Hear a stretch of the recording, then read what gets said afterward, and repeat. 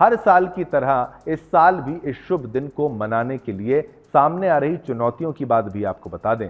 30 मार्च को हिंदू नववर्ष की शुरुआत होगी। अब 31 मार्च को ईद और फिर 6 अप्रैल को रामनवमी। 31 मार्च की ईद के बाद रमज़ान का महीना खत्म हो जाएगा और अलविदा नमाज में बाजुओं पर काली पट्टी बांधकर वक्फ संशोधन बिल का विरोध के लिए जो कसम खाई गई है उसे पूरा करने के लिए वो सड़कों पर होंगे। देखिए, ऐसे में सरकार और प्रशासन के सामने हिंदू नववर्ष और रामनवमी की शोभा यात्रा को शांतिपूर्वक संपन्न कराना किसी चुनौती से कम नहीं होगा।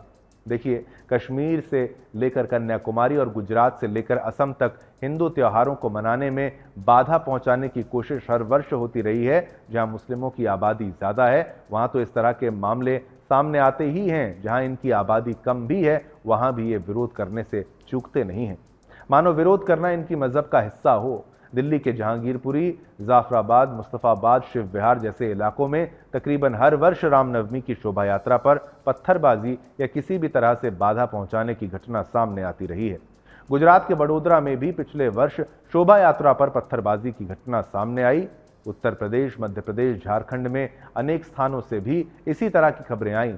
अब 2023 में भी तो देखिए, बिहार के दरभंगा में रामनवमी की शोभा यात्रा के पहले बाजार में हिंदू राष्ट्र का पोस्टर लगाने भर से हिंदू कार्यकर्ताओं के खिलाफ एफआईआर दर्ज कर ली गई थी। झारखंड के हजारीबाग में एक सप्ताह पहले मंगला यात्रा पर पत्थरबाजी कर दी गई और पश्चिम बंगाल में तो पिछले 3 दिनों से हिंदुओं के खिलाफ हिंसा की घटनाएं लगातार हो रही हैं। हुगली में पहले हिंदुओं को रामनवमी और हिंदू नववर्ष मनाने से रोकने के लिए उन पर हमला किया गया, घरों में तोड़फोड़ की गई, साथ में घरों पर भगवा झंडा नहीं लगाने की हिदायतें भी दी गई। कल मुर्शिदाबाद में साजिश के तहत खुद मुसलमानों ने मस्जिद में पहले शिवलिंग रखा और उसका इल्जाम हिंदुओं पर लगाकर हिंसा शुरू कर दी।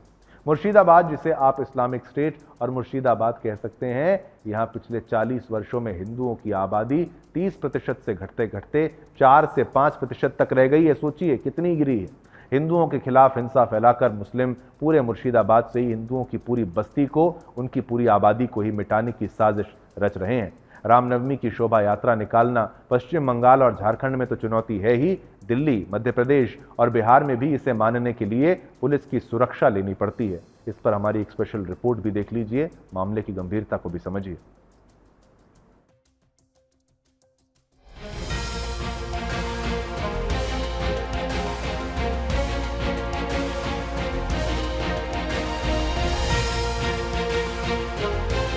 हर साल रामनवमी शोभा यात्रा को मजहब का शिकार बनाने वाले जिहादियों ने इस साल भी रामनवमी से पहले हिंदुओं को निशाना बनाने की पूरी तैयारी कर ली है, जिसकी एक तस्वीर पश्चिम बंगाल के मुर्शिदाबाद से सामने आई, जहां कट्टरपंथी मुसलमानों की भीड़ ये कहकर उत्पात मचा रही है कि उनके मस्जिद में किसी हिंदू ने शिवलिंग को रख दिया। हर साल मुर्शिदाबाद में रामनवमी के पावन त्योहार को अपने कुकृत्यों से लहूलुहान करने वाली ये कट्टर भीड़ हिंदुओं पर ये आरोप सिर्फ इसलिए लगा रही है ताकि इसके बहाने वो हिंदुओं को एक बार फिर निशाना बना सके और अपने इन झूठे आरोपों के तहत अपने हमलों को जायज ठहरा सके।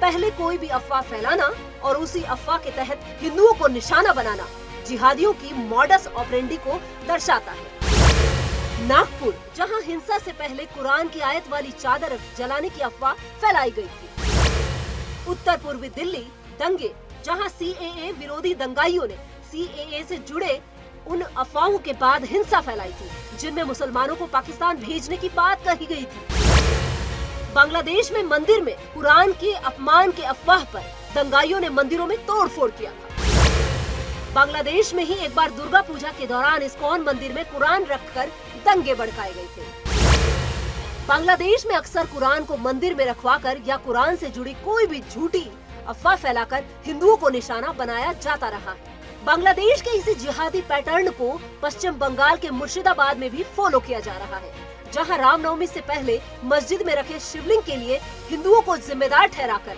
हिंदुओं को ही निशाना बनाने की साजिश रची जा रही है। और इसी मुर्शिदाबाद में पिछले साल रामनवमी शोभा यात्रा पर हुए जिहादी हमले में 20 लोग घायल हुए थे। वहीं हावड़ा में रामनवमी शोभा यात्रा के दौरान पथराव के साथ जिहादियों ने भारी आगजनी भी की थी। गुजरात के वडोदरा में फतेहपुरा इलाके में रामनवमी शोभा यात्रा पर जिहादियों ने भयानक पत्थरबाजी की। दिल्ली के जहांगीरपुरी में साल 2022 में हनुमान जयंती के अवसर पर निकाली गई रैली को भी कट्टरपंथियों ने निशाना बनाया था, जिसमें 8 पुलिसकर्मी समेत एक नागरिक घायल हुए थे। जहांगीरपुरी में जिहादियों के कट्टर हमलों के बाद साल 2023 में रामनवमी शोभा यात्रा पर रोक लगा दी गई। ऐसे में आखिर कब तक हिंदू अपने ही देश में डर के माहौल में सुरक्षा घेरे के साथ अपना त्योहार मनाते रहेंगे? आखिर कब तक हिंदू अपने त्योहारों पर मजहब के पत्थर सहता रहेगा?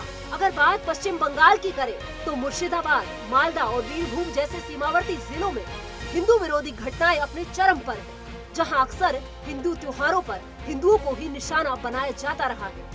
वहीं अब मुर्शिदाबाद से सामने आई ये तस्वीर साफ साफ दर्शा रही है, जिहादियों ने रामनवमी से पहले हिंदू बस्तियों को साफ करने की पूरी तैयारी कर ली है। Bureau report, Sudarshan.